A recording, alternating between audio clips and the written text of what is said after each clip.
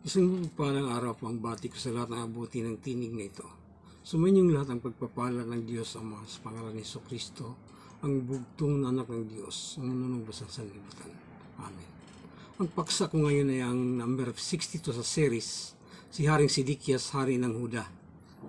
Ito ay, ang pangalan niya ay si Natanyas. Siya ang hari na ipinalit ni Haring Nabucodonosor kay Haring Joaquin. Nung si Haring Joaquin, ng pangatlong buwan ng kanyang pamamahala, ay binihag ni Haring Nabucodonosor. At ang pangalan niya ay Natanyas. Ito ay makikita sa 2 Kings chapter 24 verse 18. 21 years old siya noon ng ginawang hari, kapalit ni Joaquin, at 11 years ang kanyang paghari. Siya naghimagsik din sa hari ng Babylonia, nagtalaga sa kanya bilang hari. O kaya, pagdating ng 11th year ng kanyang paghari, ay sinalakay ang Jerusalem. Dito na bumagsak ang Jerusalem. Ito'y sa taon ng 19th year ni Haring Nabucodonosor ng Babylonia. Ngunit dito muna ako sa kay Sidikias. Ito'y sa taong 601 BC. Ito yung taon na itinalaga si Haring Sidikias bilang hari, or 3499 years mula ng paglikha. Ito'y bilang mula ng paglikha. Ito ang series ng These Are the Days, My Friend, na pagbibilang ng mga taon mula kay Father Adam. Si Father Adam ang number 1 sa series. Ang nakaabot dito kay number 62 kay Sidikias. At ang kabuang story ni Sidikias ay makikita naman sa 2 King chapter 24 verse 18 to 25 at saka sa 8 to 26. Si Sidikias ay anak ni Hosias, kapatid niya kay Hamutal na anak ni Jeremias ng Libna. 21 years old siya nang maghari at 11 years nang namahala sa Huda. Tinawag din siya Natanyas, at kapatid niya si Huakas na anak ni Hosias kay Hamutal na anak ni Jeremias. Dalawa sila magkapatid. Ang ibang magkapatid, 4 ang anak ni Hosias, si Johanan at saka si Huakas, si Joaquim, ngunit iba ang ina ni Joaquim. Hindi naging kalugod-lugod kay Yahweh ang siya ay naghimagsik laban sa hari ng Babylonia.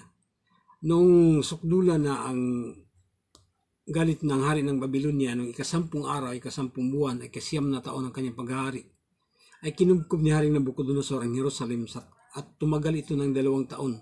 Nang 9 na araw, 4 na buwan na 11 na taon ng kanyang paghari, ito yung last year na niya. Umaabot na sa sukdulan ang tagutom sa buong lungsod. Noon ay nabutas ang isang bahagi ng pader ng lungsod. Doon sila dumaan pagtakas patungong Araba. Kasama ang kanyang mga kawal sa mga pintuan ng pagitan ng 2 pader, malapit sa hardin ng palasyo. Ngunit ang lungsod ay naliligid ng mga Kaldeo. Tinugi sila at naabutan sa kapatagan ng Jericho. Nagkanya-kanyang takas ang kanyang mga tauhan. Nabihag si Sidikias at iniharap sa hari ng Babylonia na noon ay nasa Ribla sa lupain ng Hamat, at doon siya hinatulan. Pinatay ang mga anak nito. Dinukit ang kanyang mata at gapos ng tanikalang dinala sa Babylonia. Ito hatol kay Sidikias. Sinakop ni Haring Nabucodonosor ang Jerusalem noong ika-7 araw, ika-5 buwan, at ika-19th year ng kanyang paghari. Pinasok ni Nabuzaradan ang Jerusalem, kapalit ng kanyang kapitan ng kanyang mga kawal ng mga tanod. Sinunog niya ang templo, ang palasyo at ang lahat ng bagay doon. At ang mga nabihag ni Nabuzaradan kasama ang pangulong saserdote si Seraya, pangalawa si Sophonias, at marami pa dinala niya sa Ribla sa lupain ng Hamat, doon sa hari ng Babylonia, at doon ipinapatay ng hari sa lupain ng Hamat. Ang iniwan lamang doon ay ang ilang mahirap upang magbungkal ng lupa at mag-alaga ng mga basan. Dinala sa Babylonia ang lahat ng kagamitan may pakinabang. Si Gedalias na anak ni Ahikam at apo ni Shaphan ay hinirang ni Haring Nabucodonosor bilang gobernador ng mga natirang taga-Huda. Pagkalipas ng 7 buwan, dumating si Ismail, anak ni Netanyas at apo ni Elisama, isang maharlika, may kasamang 10 tao. Pinatay nila si Gedalias at mga kasama, pati ang mga Kaldeo na ipinabantay sa mga Israelita, pinasama sa mga Israelita. Pagkatapos silang lahat ay tumakas sa Ehipto. Dito nagtapos ang Book of Second Kings, Book of Second Kings dito nagtapos. At sa 26 ito, sa 8 to 26, sa 25, 8 to 26, ito nagtapos ang Book of Second Kings. Ngunit sa 27, sa verse 27, ito naman ang ika-27th day, 12 month, 37th year, taon ng pagkakatapon ni Haring Joaquin. Ang bilang ng mga taon dito ay ang pagkakatapon ni Haring Joaquin. 37th year ng pagkatapon ni Haring Joaquin ng Huda, pinalaya na siya ni Haring Evil-Merodach ng Babylonia. Bago-bago pala naghari si Evil-Merodach dito ng Babylonia, ay pinalaya na siya ng hari si Joaquin. Hindi na binanggit dito si Sidikias. But ang binanggit dito na si Evil-Merodach ay siya rin si Belshazzar na anak ni Haring Nabucodonosor. Dahil ang hari dito ay si Nabucodonosor. Umabot siya ng 45 years ayon sa aking mga bilang. At ang sumunod na kay Haring Nabucodonosor ay si Belshazzar ayon sa Book of Daniel. Ngunit dito sa Book of Second Kings, ang binanggit dito ay si Evil-Merodach. Bago-bago pa lang naghari si Evil-Merodach, ito pang 37th year ng pagkakatapon ni Haring Joaquin, ay pinalaya na si Haring Joaquin. Kung kaya ito si Evil-Merodach, ito rin si Belshazzar na binanggit sa Book of Daniel. Dito ko muna tatapusin ang bahaging ito kay Sidikias sa kanyang first year ng kanyang pamamahala. Dahil ito sa makikita sa 2 Kings chapter 24 verse 18 hanggang sa Jeremiah chapter 27 verses 1 to 27, ang sabi dito, unang taon ng paghari ni Sidikias.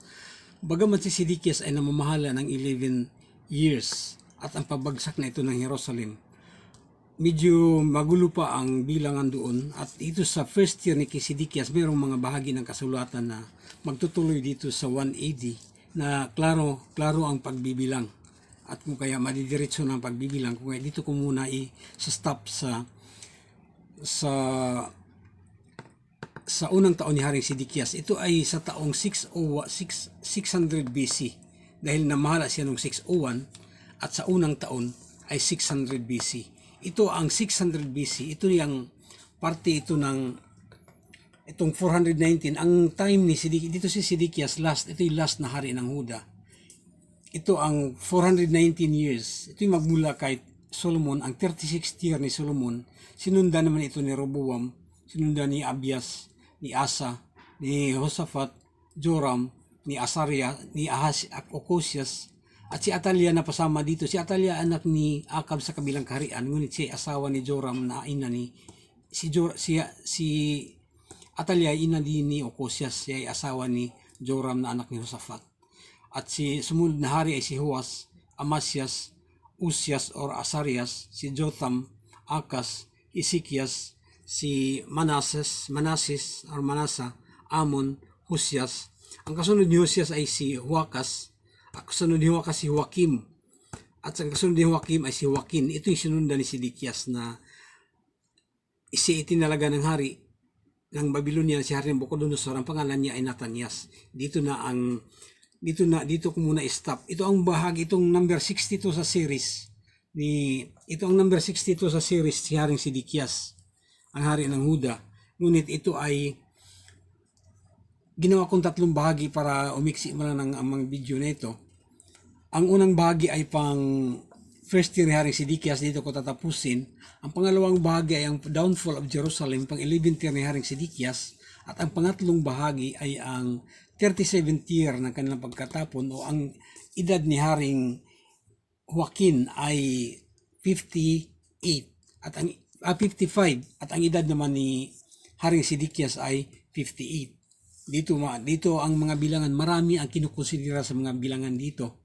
Kung kaya dito ko papakita din kung anong taon ba bumagsak ang Jerusalem sa 19th year ni Haring Nabucodonosor. Ipapakita ko dito kung paano ang mga taon, ang pagbibilang ng mga taon, ang pinagbabasihan ang Book of Jeremiah na nag-umpisa ang kanyang pagpipisihan noong 13th year ni Haring Husyas. Ang mga bilang ng mga taon ni Haring Nabucodonosor nung third year ni Haring Joachim nung sinakop niya ang Jerusalem, at ito yung unang taon ni Haring Nabucodonosor, kung kaya ang mga bilangan dito ay may mga pagbabasihan. At ang sumunod ni pagkamatay ni Haring Joachim ay pinalit si Haring Joachim. 18 years old si Joachim ang maging hari at 3 months lang siya at dinala sa Babylonia, binihag ni Haring Nabucodonosor.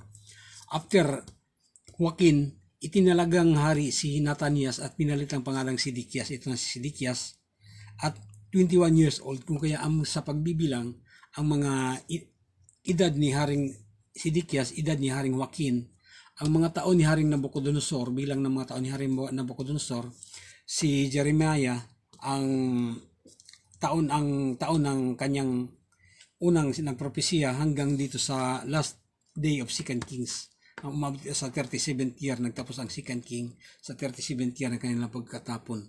Kung kaya dito kung natatapusin, ang part ni Haring Sidikias, itong part na ito, ang first year ni Haring Sidikias ay dito lang sa kaparte ng 419 years kung ating bibilangin lahat ng binanggit kong mga hari o kasama si Atalia from 36th year ni Haring Solomon hanggang sa first year ni Haring Sidikias ay 419 years. Ito naman ay 600 BC dahil from 1019 BC minus 419 equals 600, or sa bilang ng mga taon mula sa umpisa, ang 3,081 years plus 419 equals 3,500 years. Ito ang bilang ng mga taon.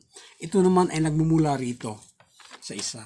O kaya dito sa bilang, ang 3,081, ito sa 3,081, ito naman ito yung nagmula ito sa 1499 nung umalis sila sa Ehipto. Ang 1499 plus 480 dahil sa, ang sabi dito, fourth year and second month ni Solomon ay 480 years mula nang lumisan sila sa Egypto sa Exodus chapter 12 verse 40-41. Mababasa sa 1 King chapter 6 verse 1, ito makikita ang 480. Kung kaya from 1499 to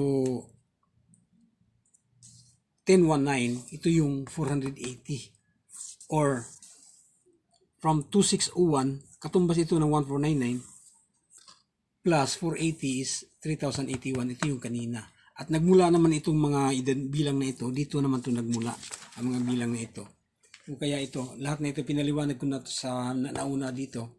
Ito ang 2601 o 1499. Ito yung mga time sequences kay Moises na time sequence 63, kay Amram 124, kay Kohat na 119, ang kay Levi na 22, after mamatay si Joseph, at kay Joseph na 17 after na mamatay si